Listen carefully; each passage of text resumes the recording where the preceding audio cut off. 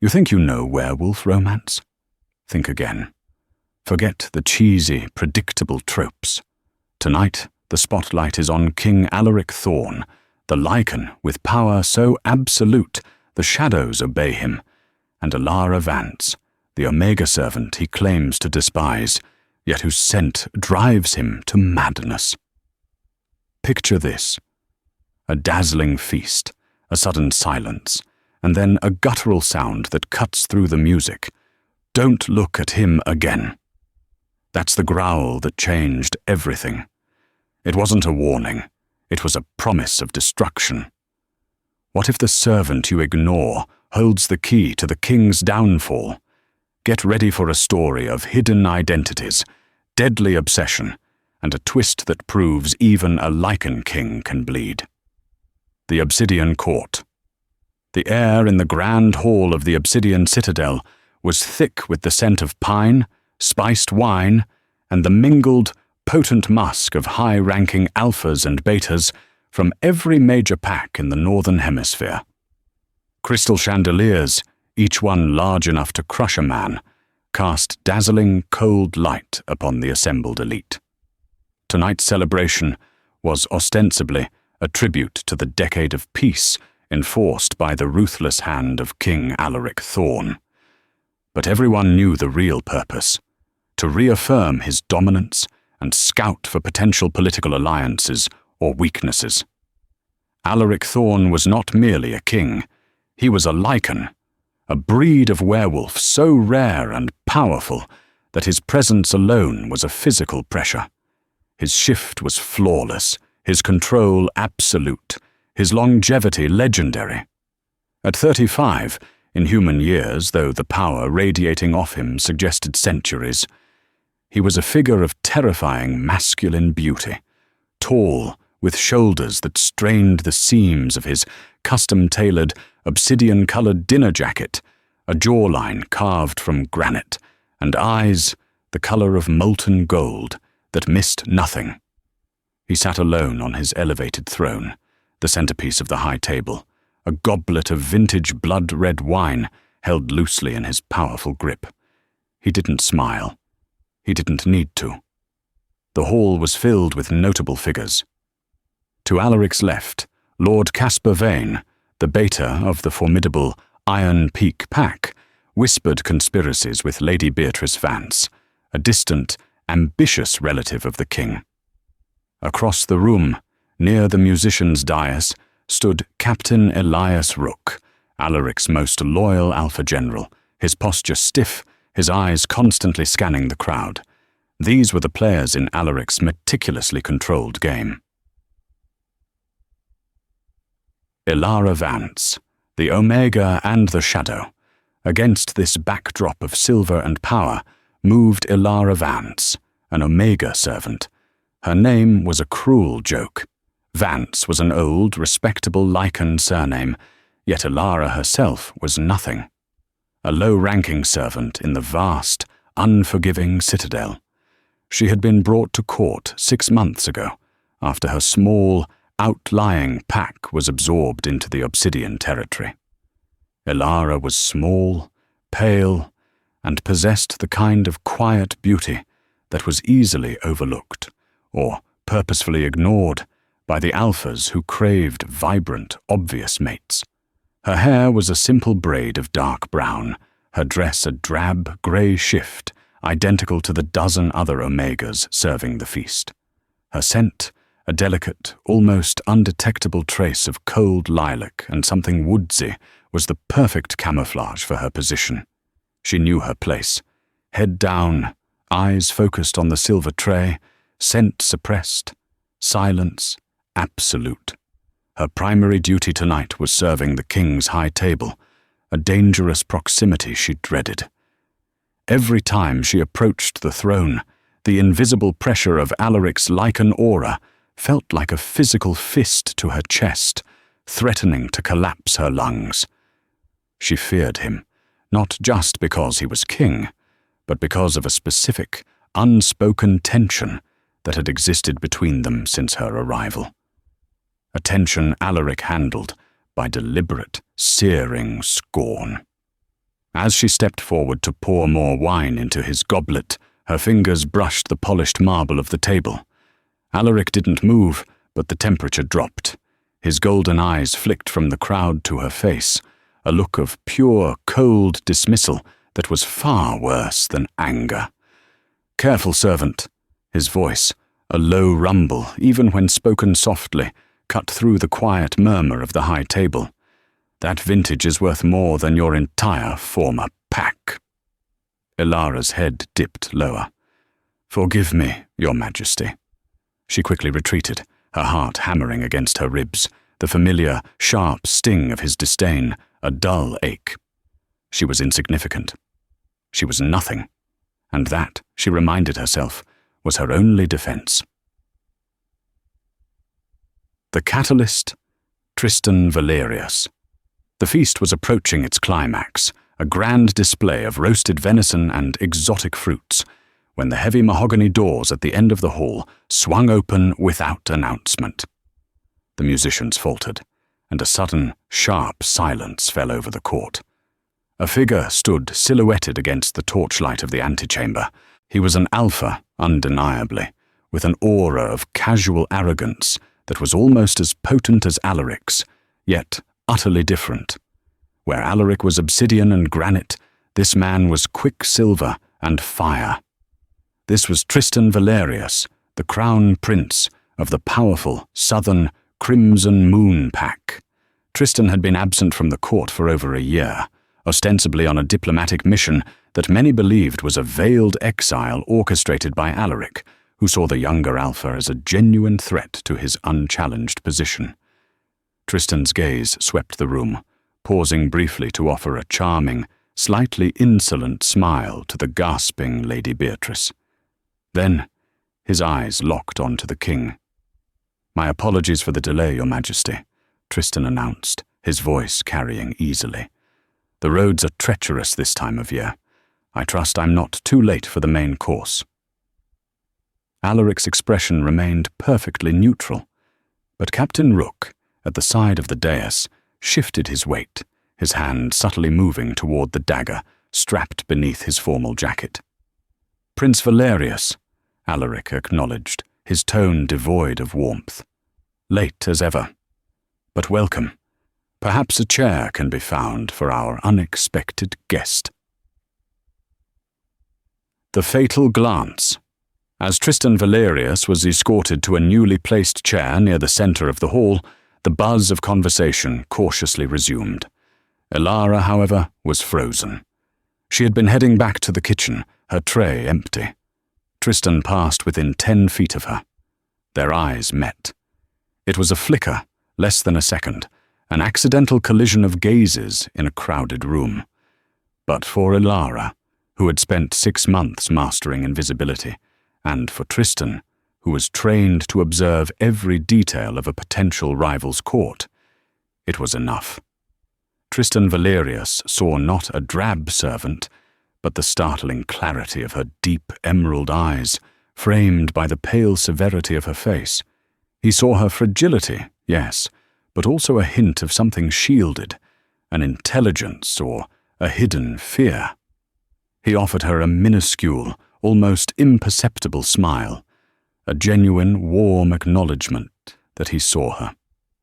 Ilara's breath hitched. In all her time in the citadel, she had only received scorn or indifference. She quickly dropped her gaze, her cheeks burning, and started to hurry toward the exit, terrified of the attention. But it was too late. The air pressure in the hall became unbearable, the sudden, oppressive weight of a Lycan's true fury. The crystal chandeliers above began to sing with the vibration of uncontrolled power. Every werewolf in the room felt it, a primal, unmistakable growl that seemed to vibrate in their very bones. It was the sound of ownership challenged, of a territorial beast asserting its claim. Alaric Thorne hadn't just looked. He had smelled the subtle interaction, the minute shift in Ilara's suppressed lilac scent, the way her heat had flared under the gaze of another alpha. Alaric slammed his goblet down on the marble with a sound that cracked the silence like a gunshot. The rich wine splashed onto the polished stone, staining it crimson. His golden eyes, now dangerously narrowed, were fixed not on Tristan Valerius, who watched the king with an amused smirk, but on the small, trembling figure of Elara. His voice was a low, terrifying snarl, meant only for her, yet amplified by his Lycan rage to carry over the shocked silence. "Don't look at him again, Elara." He used her first name, a shocking familiarity, a public claim. Then his voice dropped to a barely contained, guttural rasp, his command sealing her fate. "Look only at me. If you dare to let your eyes stray to another alpha on my territory, I will have your tongue." The hall erupted in horrified murmurs. The king had exposed his hidden obsession with a single, brutal declaration. Elara stood frozen, her blood running cold, realizing her disguise had failed, and she was now the unwilling focal point of the Lycan king's deadly, unpredictable interest. The aftermath of the growl. The moment Alaric's command echoed through the hall, the atmosphere shifted from celebration to a volatile, dangerous standoff. All eyes were on Elara, the insignificant servant now thrust onto the stage of Lycan politics. She could feel the heat of 1,000 stares, curiosity from the Omegas, contempt from the Alpha women, and dangerous assessment from the men. The king's public use of her first name and the threat of severe mutilation proved two things instantly. Alaric knew exactly who she was, and her servitude was a facade for his dark, controlling fixation. Prince Tristan Valerius, sitting only a few tables away, let out a short, mocking laugh. It was a sound designed to infuriate the king. "Well, well," Tristan drawled, leaning back in his chair, seemingly unconcerned by the Lycan rage radiating across the hall. "A possessive streak, your majesty, and over an Omega. I confess, I thought your tastes ran grander." Alaric did not address Tristan. His gaze remained locked on Elara, who was struggling to maintain her composure, her eyes fixed miserably on the intricate pattern of the marble floor. "Captain Rook," Alaric commanded, his voice now dangerously calm, "escort the servant to my personal chambers. Ensure she is comfortable. And then, see that every window in the citadel is secured. I find the night air too distracting." Rook, a man whose loyalty was matched only by his efficiency, bowed stiffly. "Yes, my king." He moved swiftly toward Elara, his expression grim. As Rook took Elara's arm, his touch was surprisingly gentle, yet firm, a silent apology mixed with absolute obedience. Elara didn't look up, but she heard the murmurs intensify. She was no longer a servant. She was a trophy, a hostage, a newly acquired obsession. Tristan's voice pursued her as she was led away. "Take good care of her, Thorn. She has a certain, how shall I put it, delicacy I quite admire." Elara shuddered, recognizing the prince was using her as a pawn in a power game far beyond her comprehension. She was leaving the light of the feast for the terrifying intimacy of the king's lair. In the serpent's lair, Alaric Thorn's chambers were less a bedroom and more a fortified command center, perched high in the citadel's tallest tower. The walls were lined with dark wood and weaponry, and a massive four-poster bed stood like an altar in the center. Captain Rook deposited Elara inside and immediately sealed the heavy, iron-clad door. "Stay here, Elara," Rook said, his amber eyes showing a sliver of concern. "Do not move. Do not touch anything. The king's temper." He trailed off, the warning unnecessary. Rook had known Elara's mother, Lydia Vance, before her pack's absorption, and he carried a quiet, protective duty toward the girl. "Captain," Elara whispered, her voice trembling. "What is happening? Why did he call me by my name?" Rook sighed, running a weary hand through his close-cropped hair. He always knows, Ilara. He knows every scent, every whisper on his land. But tonight, the prince pushed him, and you, unintentionally, became the trigger. But why such anger? I am only an Omega, she pleaded. Rook looked her directly in the eye. You are an Omega with the Vance bloodline, Ilara, and your scent, though you suppress it well, is unique. It's subtle, yes, but to the Lycan, it's intoxicating. King Alaric is not merely an alpha. He is primal. You must be exceedingly careful. He then did something completely unexpected. Rook reached into his pocket and subtly pressed a small, cold object into her hand. It was a silver locket, tarnished and worn. This belonged to your mother, he murmured. Keep it close. It's a small bit of luck. Before Ilara could reply, Rook was gone, leaving her alone in the chilling silence of the king's personal prison. She clutched the locket, the cold silver, a tiny anchor in the suffocating luxury. The revelation of the hidden scent. It was nearly 2 hours later when Alaric finally arrived, the scent of expensive wine and suppressed aggression preceding him. He didn't stride in. He stalked, closing the door and securing the intricate locking mechanism with a heavy thud. Ilara was standing near the fireplace, attempting to appear small and unthreatening. Alaric didn't speak immediately. He stripped off his formal jacket, tossing it onto a chair, revealing the coiled, raw power beneath the fine silk of his shirt. He loosened his tie, his golden eyes burning with an emotion Ilara couldn't decipher. Was it rage, lust, or something terrifyingly proprietary? "Come here, Ilara," he ordered, his voice deep and rough. She obeyed, walking hesitantly across the expansive rug, her bare feet silent. She stopped a few feet from him, bowing her head submissively. Alaric reached out, his large hand capturing her chin and tilting her head up forcefully, forcing her to meet his gaze.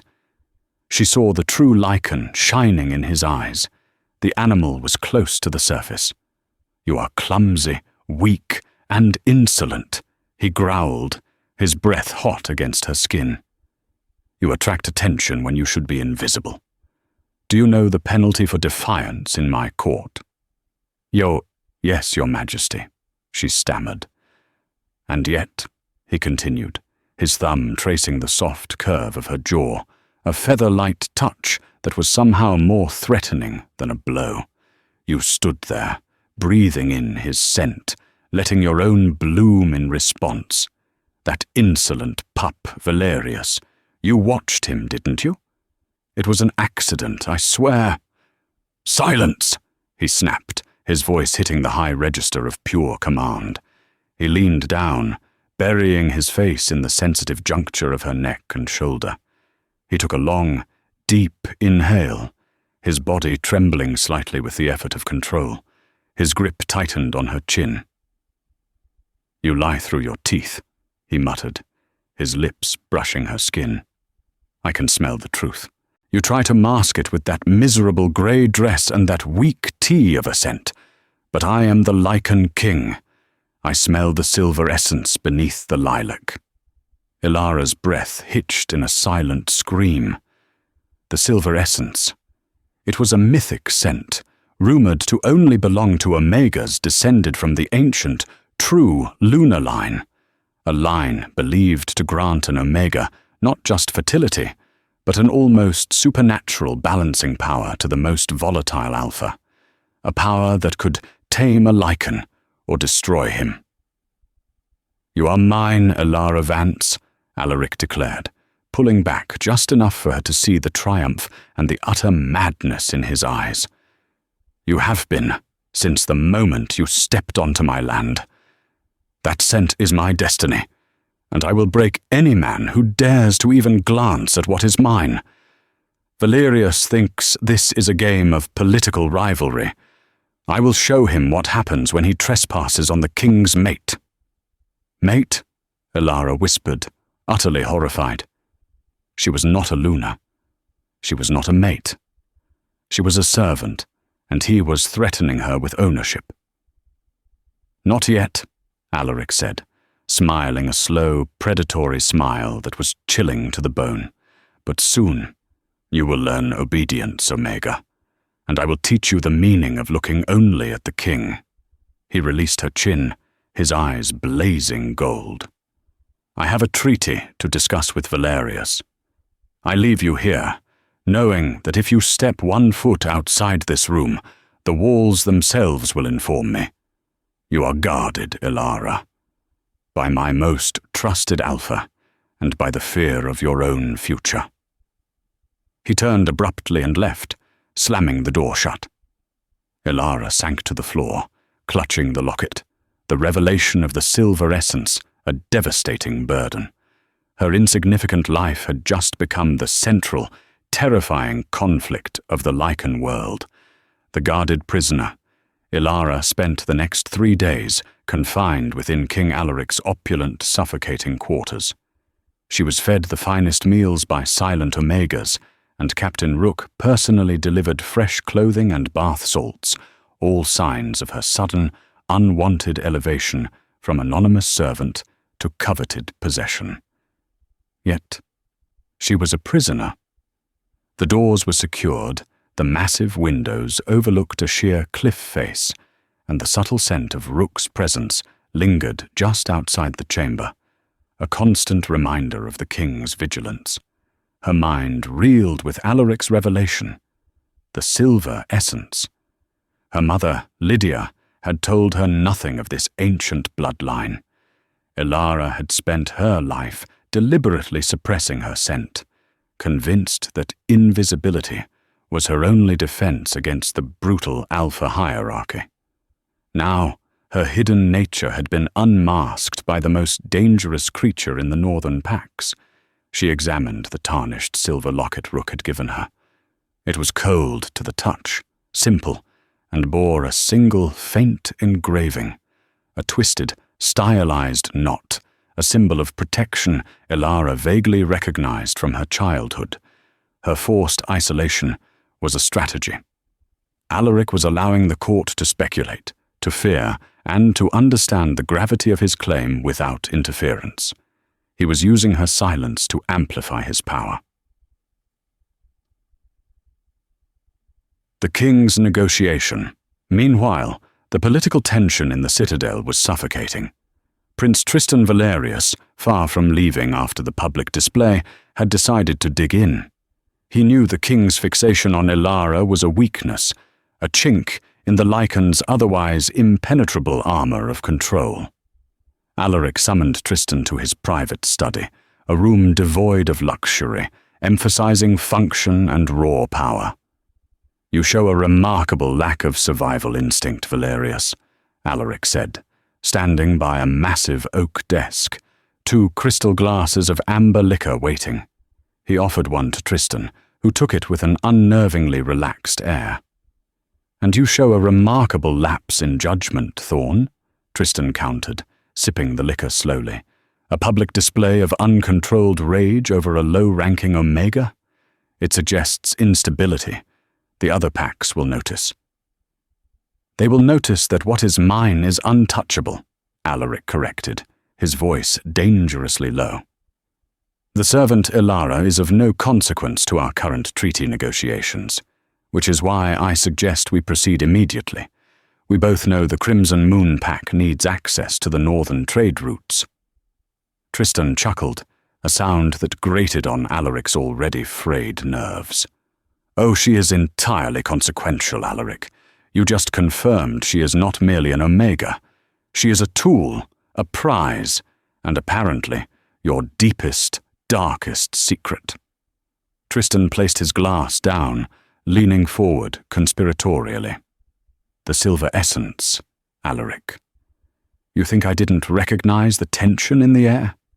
The moment your Lycan recognized that ancient scent?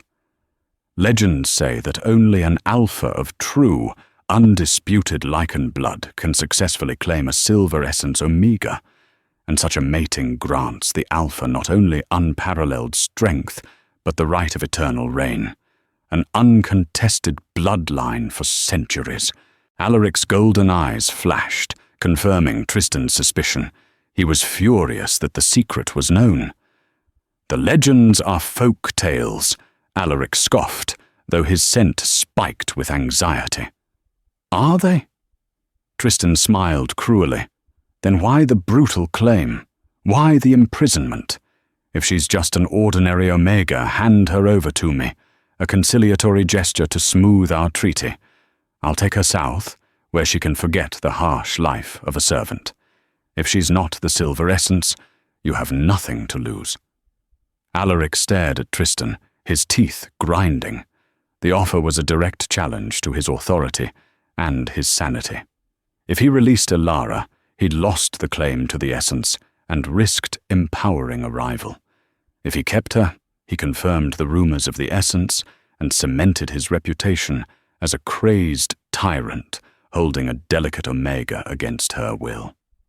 "You leave my citadel in the morning, Valerius," Alaric finally decided, his voice steel. "And you do not mention Elara Vance's name again. The treaty is suspended until I decide your pack has learned the meaning of respect." Tristan stood, bowing with mocking reverence. "As you command, my king. But understand this. I don't need a treaty with the North if I have the legitimacy that comes with freeing the Silver Essence Omega from a desperate, aging king." A desperate plea and a twist of loyalty. That evening, Elara was attempting to mend a tear in her drab servant dress, a habit of frugality ingrained since childhood, when the heavy door to the chamber clicked open. It wasn't Alaric, but Captain Rook. He looked haggard, his usually composed scent laced with stress and conflict. "The king is occupied in the library, Elara," Rook whispered, closing the door softly. "He has been in a furious debate with Prince Valerius. You must listen carefully. You are in extreme danger." Elara rushed to him. "Rook, what is the silver essence? Why does he want me?" "It's as Tristan suspects," Rook confirmed gravely. "It's the Lycan's weakness. It grants stability and lineage. Alaric, for all his power, fears the constant challenges to his throne. You are his key to undisputed dominance. He won't let you go." Elara looked down at the locket. "My mother gave me nothing. She left me here." "She didn't leave you," Rook insisted, his voice heavy with emotion. "She protected you.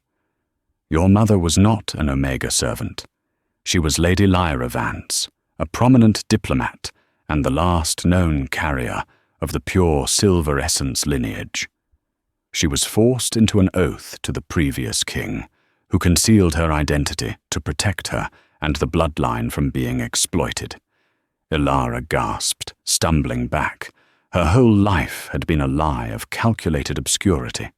"When your mother died," Rook continued, his eyes meeting hers, "Alaric discovered the truth.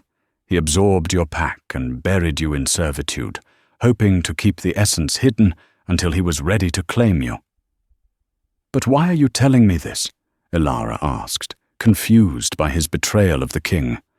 Rook pulled a piece of parchment from his inner pocket. "Because I, Elara, also owe a debt to the former king and to your mother.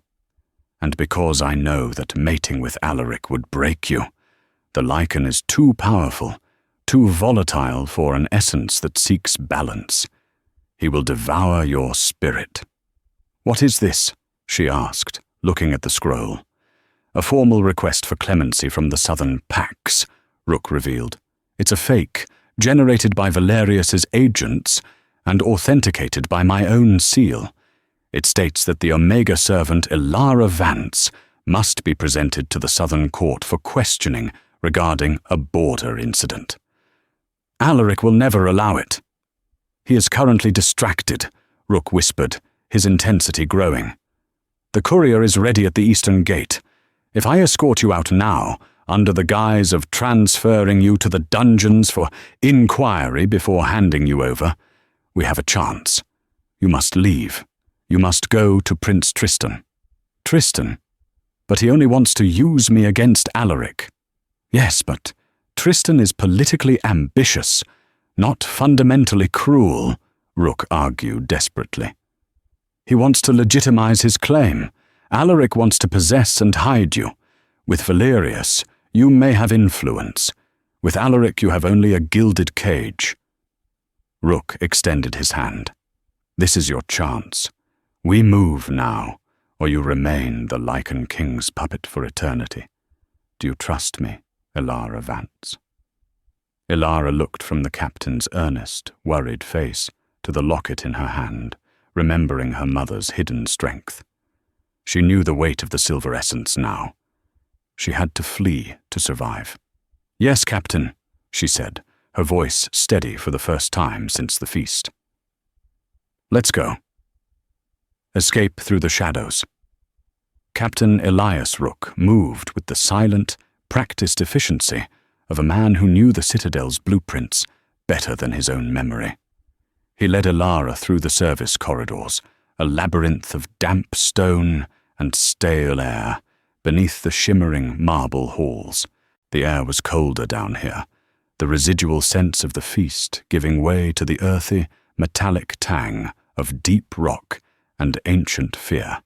Rook carried the forged clemency request in his hand, his alpha scent carefully controlled to project a calm authority, masking the frantic thrum of his anxiety. We must maintain speed, Rook murmured, guiding Ilara around a blind corner. The king has many eyes, Ilara, not all of them human. Ilara followed, clutching the silver locket. The drab servant dress was actually a blessing now, allowing her to blend into the shadows. Her Omega training to suppress her scent was working overtime, the fear driving her to a level of control she hadn't known she possessed. She had to survive long enough to understand her inheritance, and, more importantly, long enough to evade Alaric's devastating ownership. They reached the eastern gate, a secluded access point used primarily for supply deliveries, and, tonight, for clandestine departures. A small, sturdy carriage, driven by a quiet, cloaked man who smelled faintly of salt and the south, a known agent of Tristan Valerius, waited just outside the perimeter. Rook pushed Ilara toward the carriage. Go. He will take you directly to Prince Valerius's temporary estate, a fortified hunting lodge 3 hours south of here. You will be safe there for a time. Ilara turned, her emerald eyes filled with gratitude and worry. Rook, you can't stay. He will kill you.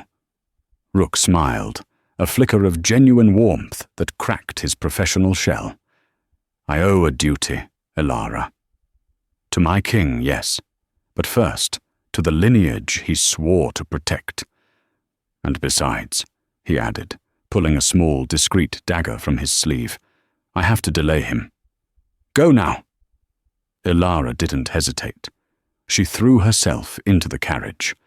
As the driver cracked the whip and the carriage lurched forward, gaining speed on the gravel road, Ilara saw Rook turn and jog back toward the citadel, melting into the pre-dawn shadows.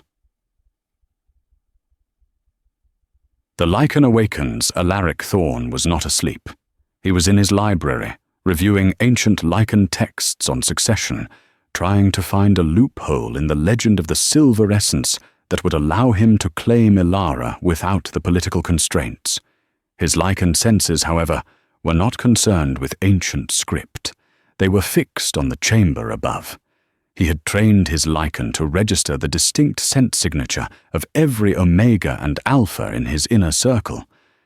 And one scent, faint but persistent, was missing entirely. Ilara's.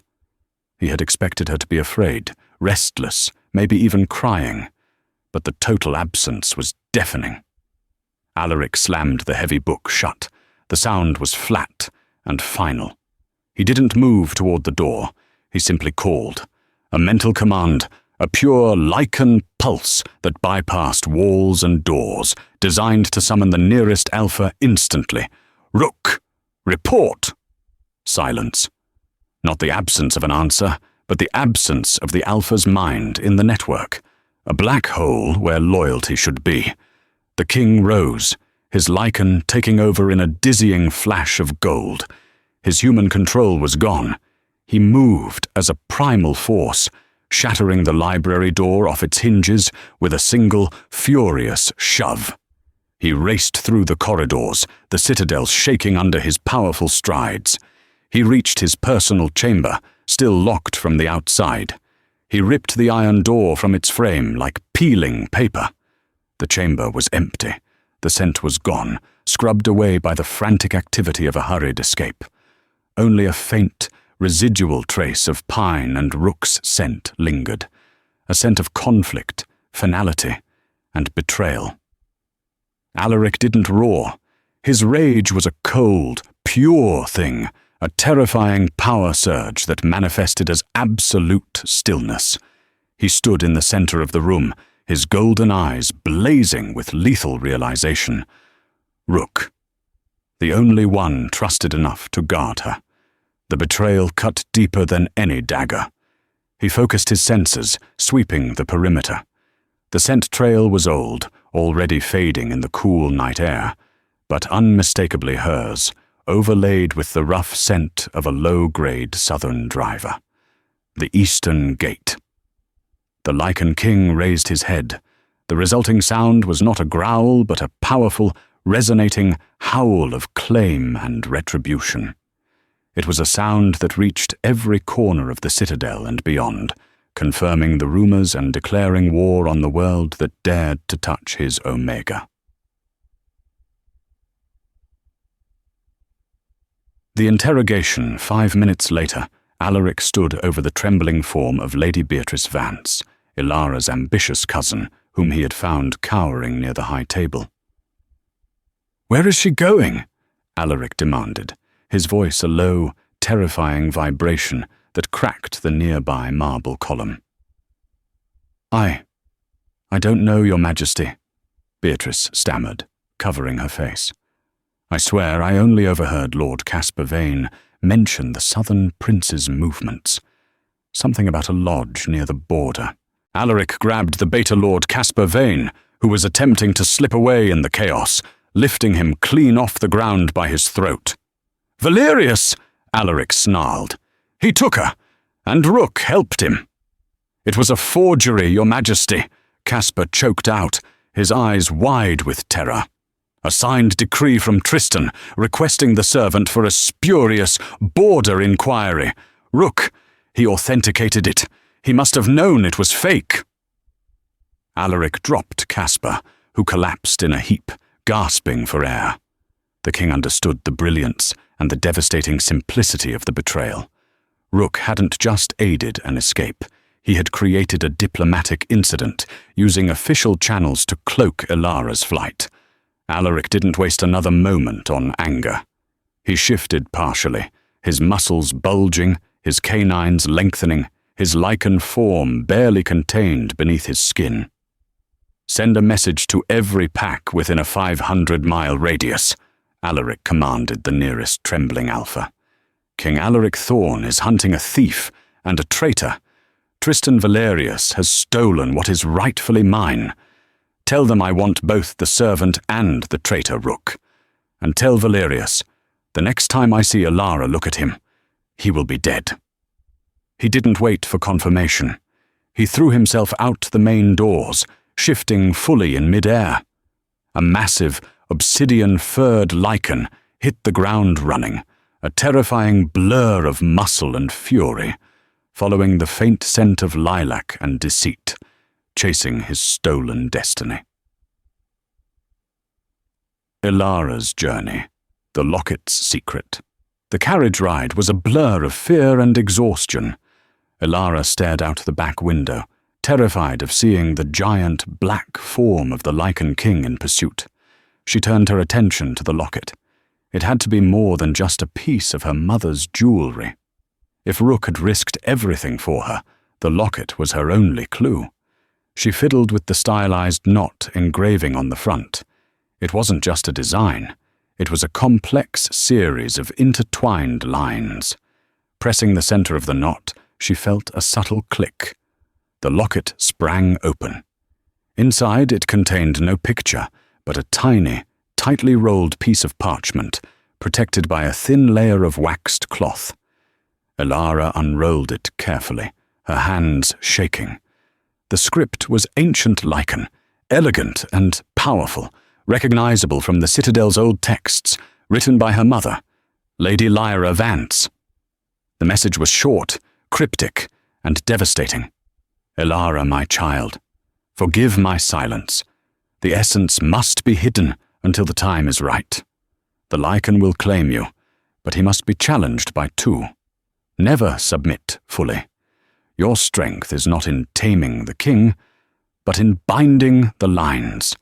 The secret lies not in the silver, but in the Shadow Wolf. The Shadow Wolf, a mythic alpha figure, even rarer than the Lycan. A wolf capable of blending into pure darkness and wielding non-physical power. Elara had always dismissed the stories as nursery tales. But if the king sought the essence for eternal reign, and her mother warned her of the Shadow Wolf, the conflict was not simply between Alaric and Tristan. It was an ancient war of bloodlines, and Elara, the insignificant servant, was the key. She looked at the road ahead, where the promise of safety with Prince Tristan lay, realizing she was running not from the conflict, but directly into the heart of a prophecy. I will continue the story, focusing on Elara's reception by Prince Tristan, the true nature of his ambition, and King Alaric's aggressive move to reclaim her. The carriage arrived at the fortified hunting lodge of Prince Tristan Valerius, just as the first sliver of grey light touched the horizon. The lodge, though rustic compared to the obsidian citadel, was built for defence, nestled deep in the rugged southern territory, where the air smelled sharper and wilder. Elara was escorted immediately inside. Tristan met her in the main common room, which was filled with the low-key, professional tension of heavily armed alpha guards. Tristan was exactly as she remembered, strikingly handsome, radiating confidence. But now, stripped of the feast's formality, his ambition was palpable. He offered her a warm cloak and a steaming cup of herbal tea. "Welcome, Elara Vance," Tristan said, his voice smooth and welcoming. He scented her deeply, but controlled his alpha instinct, respecting the volatile political situation. "You must be terrified. Rook is a brave, foolish man, and I am grateful for his aid." Elara clutched the locket beneath the cloak. She remembered her mother's words. He must be challenged by two. "Prince Valerius," Elara said, her voice strained but firm, "I appreciate your protection, but let us be honest. You didn't orchestrate this escape for my safety. You did it to challenge King Alaric." Tristan smiled, a genuine flicker of admiration in his eyes. "Astute. I am ambitious, Elara. Alaric Thorn is a tyrant. He ruled by fear, and his claim over you, over the silver essence, would make him untouchable for centuries. I seek to prevent that. The northern packs are suffocating under his reign. They need a rival, a balance, and you, Elara, are that balance. You want to use me as a political chess piece," she stated simply. "Precisely," Tristan admitted, walking toward the fire. "But hear me out. Alaric will claim you by force, hide you away, and breed the next Lycan line to solidify his tyranny. With me, the claim is public, political, and conditional. You will be the lunar consort of the southern court, yes, but you will hold influence. You will be seen, Elara, not hidden." He turned back to her, his gaze intense. "I don't need to control you. I need to prove I am strong enough to protect you from him. I need your public affirmation, however reluctant, to legitimize my challenge to the Lycan. I offer you a difficult life, perhaps, but one with the chance for influence, not servitude. Ilara considered his words. Alaric promised ownership and a gilded cage. Tristan offered a political partnership with risk. She remembered the shadow wolf. Could Tristan be the second challenger her mother mentioned? I will not be claimed by either of you until I understand the extent of my own power, Ilara declared, stepping away from the fire. Until then, I am a protected guest, Prince, not a political tool. Tristan nodded slowly, a thoughtful expression on his face. A truce, then. I will guard you with everything I have. But know this, Ilara. Alaric Thorn is hunting, and he will not stop until he has spilled blood. Alaric's messenger. Tristan's premonition proved tragically accurate. Less than 3 hours later, the lodge's defenses were breached, not by Alaric himself, but by a chilling messenger.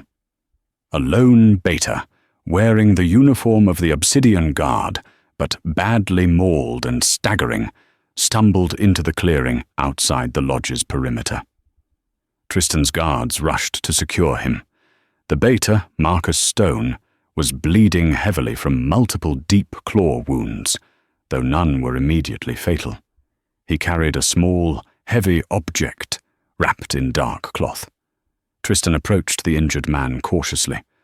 "Marcus, what happened?" Marcus struggled to speak, his eyes wide with horror and pain. "Prince Valerius, the king! He is monstrous. He is not human. I was ordered to deliver this." Marcus carefully unwrapped the object and pushed it across the snowy ground toward Tristan. It was Captain Elias Rook's ornate alpha pauldron, the ceremonial shoulder-piece marking his status as the king's captain, blooded, crushed, and bearing deep, parallel gouges from Lycan claws. Wrapped around the pauldron was a note written in Alaric's bold, angular script, a lesson in loyalty.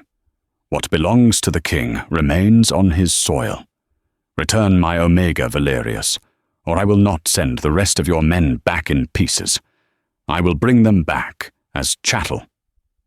The message was clear.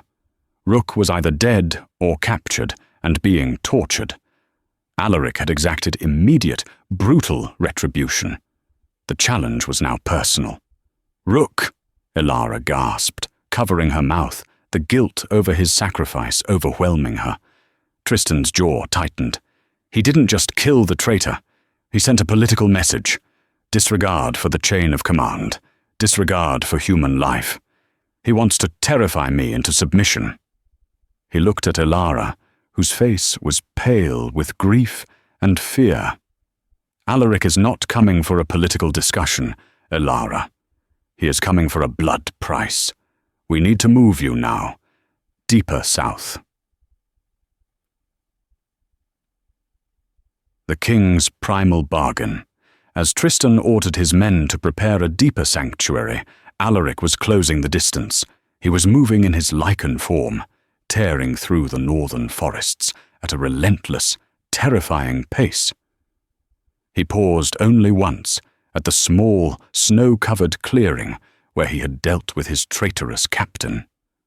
Rook, severely wounded but intentionally left alive, had been taken back to the Citadel's dungeons for further interrogation. Alaric needed the captain to confirm who else was involved. Standing amidst the shattered trees, Alaric addressed his own Lycan spirit, which was clamoring for the scent of Ilara, his stolen mate. "Control the human mind," commanded. "She is essential. Do not destroy what you seek to possess." She looked at him. The Lycan growled back, a constant, vicious whisper. She felt the touch of another alpha on my territory. Unacceptable. The conflict between the Lycan's primal possessiveness and the king's strategic need was tearing him apart.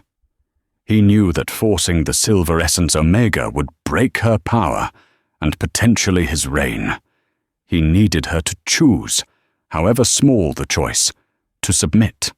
Alaric decided on a desperate strategy, one that would appeal directly to Ilara's sense of duty, even if she hated him. He reverted to his human form, leaning against a massive oak, his chest heaving, sweat turning instantly to ice on his skin. He pulled out a small, secured satellite phone, a relic from his own intelligence operations, and punched in a highly encrypted number. He called Lady Beatrice Vance. Beatrice, still trembling from her close call, answered instantly. "Listen closely, Beatrice." Alaric's voice was sharp, cutting through the line. "I am activating Protocol Lyra. Do not fail me. You will go to the archives, find the sealed documentation regarding the Pact of Whispering Ashes, the ancient agreement between the Lycan and the Essence Line." Beatrice, confused but terrified into obedience, stammered, "But Your Majesty, that pact is treasonous. It suggests a shared sovereignty." "Do it!" Alaric roared, the sound crackling the line. "And when you find it, you will deliver a message to Ilara Vance through Tristan Valerius's southern channels. Tell her, if she returns voluntarily and chooses to uphold the pact, I will grant Captain Rook clemency, exile him far away, and never touch her without her expressed consent." He paused, a chilling, desperate calm descending. "But if she refuses, I will bring the northern packs down upon Valerius's land, and Rook will die slowly, every day until I have her back. Give her the choice, Beatrice. Let the Omega servant decide if her freedom is worth the captain's blood." Alaric hung up. It was a brutal bargain, trading one life for his obsession. He knew Ilara, the gentle Omega, would be forced to choose between her only protector and her own terrifying future. The chase was over. The negotiation had begun. The Lycan's ultimatum. The package arrived just before nightfall. A heavily sealed diplomatic courier delivered an envelope containing the ancient, copied document of the Pact of Whispering Ashes, alongside Alaric's chilling ultimatum. Tristan Valerius read the terms aloud in Ilara's presence, his face a mask of fury. If you return voluntarily, he grants Rook clemency and promises never to touch you without consent. If you refuse, Rook dies. "This is emotional blackmail," Tristan snarled, pacing the room. "He knows you are compassionate. He is manipulating your guilt over Rook's sacrifice." Ilara ignored him, her gaze fixed on the pact. It wasn't merely a treaty, it was a law.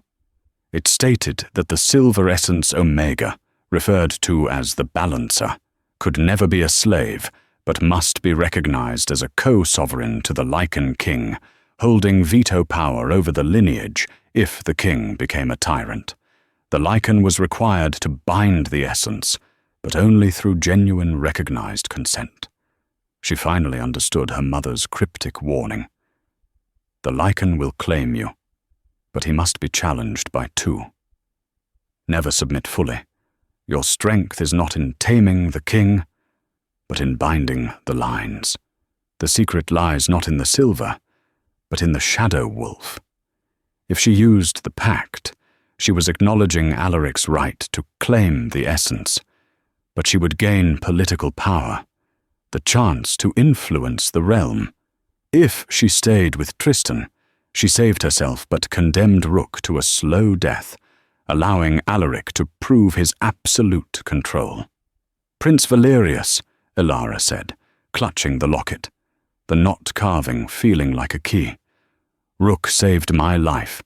His sacrifice was meant to buy me time to read this. The pact is my only weapon." Tristan ran a frustrated hand through his hair.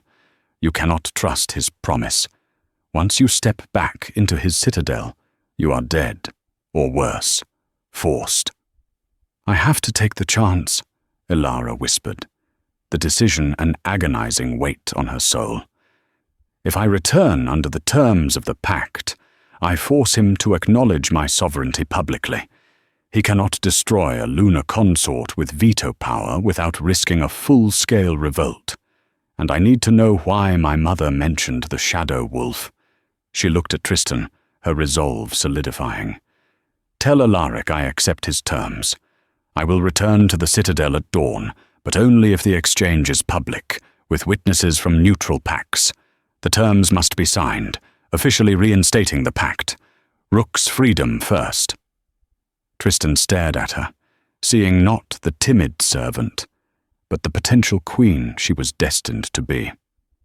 You are more dangerous than Alaric knows, Alara Vance. Perhaps, she replied, gripping the locket. Now send the message. The return. The return was swift. Ilara, flanked by Tristan and a neutral delegation from the Golden Paw Pack, arrived at the gates of the Obsidian Citadel just as the sun rose. The scene was tense, silent, and witnessed by every Alpha, Beta, and Omega who dared to watch from the ramparts. King Alaric Thorn stood alone in the courtyard, wearing simple fighting leathers, his presence overwhelming. He held the official pardon document in his hand. Ilara stepped forward, her small figure radiating an unnatural calm. Tristan stayed close, ready to intervene, his scent radiating challenge. Ilara, Alaric greeted her, his voice devoid of emotion.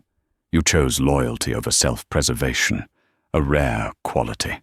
I chose the pact, Your Majesty, Ilara corrected him, her eyes locking onto his golden gaze. And the life of Captain Elias Rook. Where is he? Alaric raised his hand. A side door opened, and 2 guards supported Rook, who was pale, weak, and bleeding from several deep wounds, but alive. He looked at Ilara, a flicker of pride and relief in his eyes. The pardon is signed, Alaric declared, tossing the parchment to the Golden Paw delegates. Rook is free. He will be exiled south, effective immediately. Now the second term, the Pact of Whispering Ashes, is reinstated. You acknowledge me as your Lycan king, and I acknowledge you as the balancer and co-sovereign lunar consort. Ilara stood tall. I accept the pact, but I demand to know why my mother, Lady Lyra Vance, wrote of the Shadow Wolf. Alaric's composure finally fractured. His eyes flickered with raw vulnerability, a terrifying moment of weakness the court had never witnessed. He stepped closer, leaning in until only Ilara could hear his desperate whisper. The Shadow Wolf is not a person, Ilara. It is the curse. Ilara frowned. The curse? I am not the Lycan king, Alaric confessed, his voice ragged. I am only his vessel. The true Lycan king is an entity of pure power, trapped inside my mind since the day I inherited the throne. He is the Shadow Wolf, primal, unstable, and he hates your silver essence. Your mother's lineage was meant to tame the beast, to bind the 2 lines, Lycan and essence, before the Shadow Wolf could destroy the vessel, which is me. He looked at her, his golden eyes pleading. The growl you heard. Don't look at him again. That was the Shadow Wolf speaking through me, warning you away from Tristan, because Tristan Valorius is the only other Alpha strong enough to break my control and steal the essence from the Shadow Wolf's grasp. He is the catalyst, not the rival. Ilara gasped, the ultimate twist hitting her like physical force. Alaric was not her abuser. He was a victim, fighting an internal, destructive war to protect her essence and his kingdom. His obsession was survival. Alaric straightened, his voice returning to the king's roar for the public. The terms are met. You are now bound to the Obsidian Court, lunar consort Ilara Vance. You will look only at me, and we will begin the process of binding the lines before the Shadow Wolf claims us both. As the delegates signed the pact and the court erupted in shocked whispers, Ilara realized her destiny. She wasn't meant to run. She was meant to fight the ancient entity trapped within the man who loved her with a terrifying, fractured power. She finally saw the depth of Alaric's pain and the danger of the silver essence. She had a choice to make: tame the king or unleash the wolf. The heir just left the Obsidian Citadel, didn't it? King Alaric Thorn, the ruthless Lycan ruler, isn't just possessive, he's possessed. Ilara Vance, the meek Omega servant, is now the lunar consort, armed with an ancient pact and facing a terrifying truth. Her king is merely a cage for the destructive shadow wolf. Tristan Valerius, the charming rival, was simply the distraction in a war fought within Alaric's mind. Can Ilara's silver essence truly bind a fractured Lycan king? Or will the shadow wolf succeed in destroying them both? The true romance lies not in taming the beast, but in surviving the war. If this story of prophecy, betrayal, and possessed kings left you breathless, hit that like button now. Share this video with a friend who loves high-stakes drama, and subscribe to the channel to ensure you don't miss the next chapter of the Lycan King's struggle and the Omega's rise to power. Let me know in the comments, do you think Alaric can be saved?